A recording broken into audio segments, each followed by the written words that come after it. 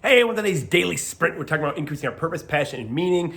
Just finished up The Psychology of Money. Awesome, awesome book.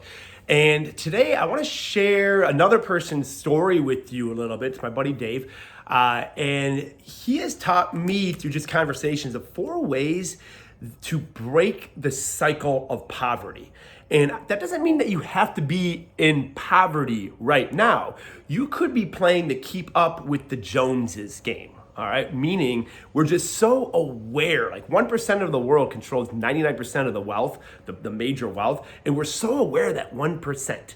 You know, no one drives rusted out cars. No one has hand-me-down clothes anymore, it seems. We're just living off this borrowing, this credit society, but when we borrow, we are slaves to the lender. So how do we break free from that? So first of all, and he has 4 beautiful kids, for him, he didn't want to pass on that cycle of borrowing and being a slave to the lender. And that's exactly what we're doing, whether it's me with my nieces, nephews, or if you're a mom or dad, if you're playing the credit card and the balance transfer game just to keep the lifestyle, or maybe it's even to pay for things for your children, like extracurricular things, that's teaching them a cycle that they're going to repeat. It's pretty crazy. They're going to become borrowers to keep up with the Joneses and so forth. So that's when I'm talking about that cycle, that's what I mean. So number 1 is you want to look at your liabilities.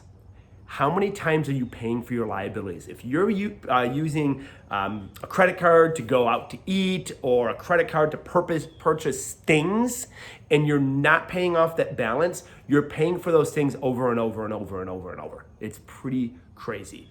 Number 2, so go and look at your liabilities. I would tear up your credit cards. But number 2, this is what my buddy Dave did really awesome. Make it a family affair.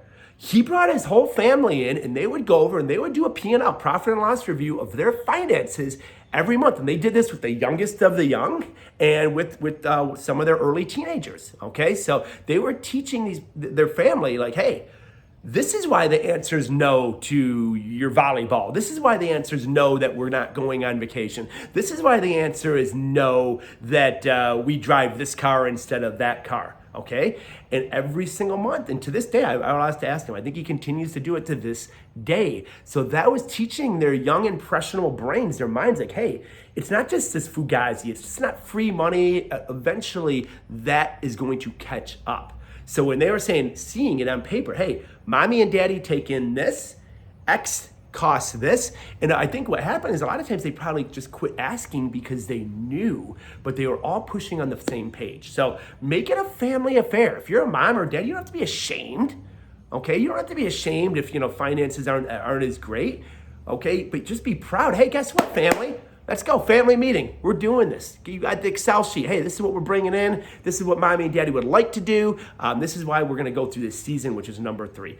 Define the season. So once you bring your family and be like, look, mom and dad or Aunt Jessie and Uncle Jesse and Aunt Erica, we're going to be going all in for 6 months because we want to eliminate our top 2 liabilities, our top 2 credit cards. We want to get them. And then the family will get excited and they'll be like, oh, okay, we understand. Now they're behind you. They're learning about money. They're learning about compounding interest. They're learning about being slave to lenders. But define a season. Maybe that season is 6 months.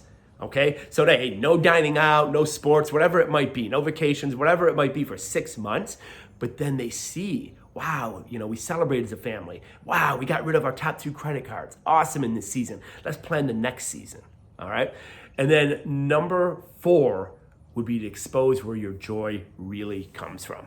So where does your joy really come from? I feel that, and this book kind of really focuses on this information age.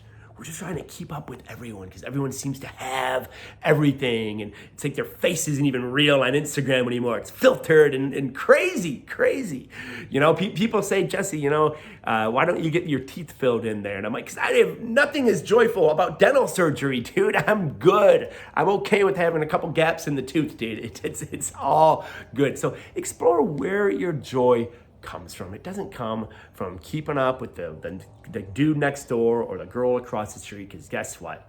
Joy is joy, and it doesn't care what your bank account is. So, hey, hopefully this was enjoyable to you, and hopefully if you're thinking of, hey, we need to get a handle on this, here's 4 ways to do it. Thanks for tuning in. Have a great growth-driven rest of your day.